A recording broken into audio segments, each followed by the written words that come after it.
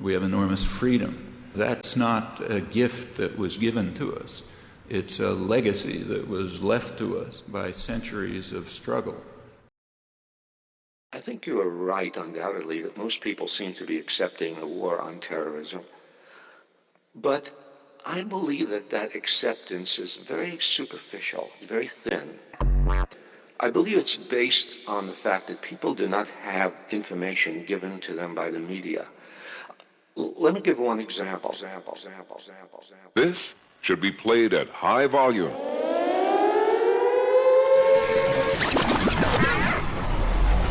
KALW in San Francisco, 91.7 FM. I'm Laura Flanders, and this is Working Assets Radio.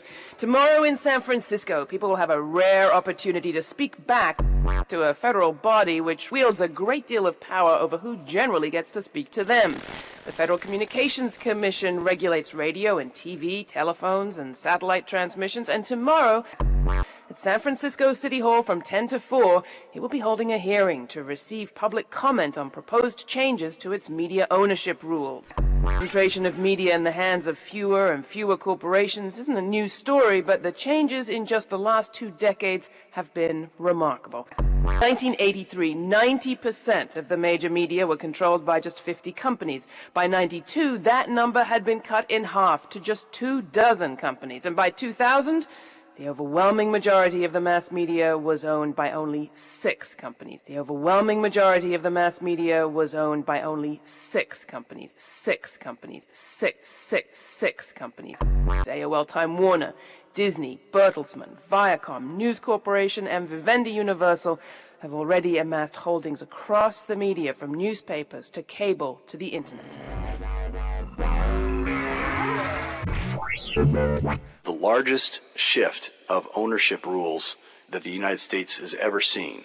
It's a dramatic review of every single one of our most important media ownership rules that a lot of people don't even know exist, but they control how many television stations a single owner can own, how many radio stations, whether newspapers can own television or radio stations, and how many.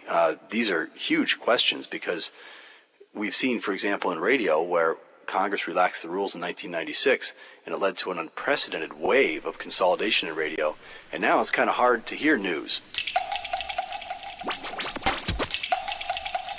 We're not hearing from the commercial stations. All of them are owned by one company. All of them are owned by one company. 6. All of them are owned by one company. We're not hearing from the commercial stations. All of them are owned by one company. Clear Channel Communications. Clear Channel Communications. Clear Channel Communications. Clear Channel Communications.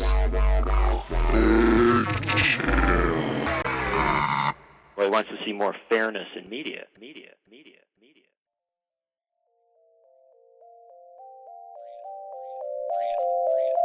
Freedom.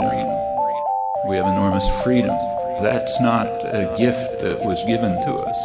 It's a legacy that was left to us by centuries of struggle, by centuries of people, most of whose names are completely forgotten, the ones who created the freedom and the rights that we now have, and that will be taken away unless you constantly defend them.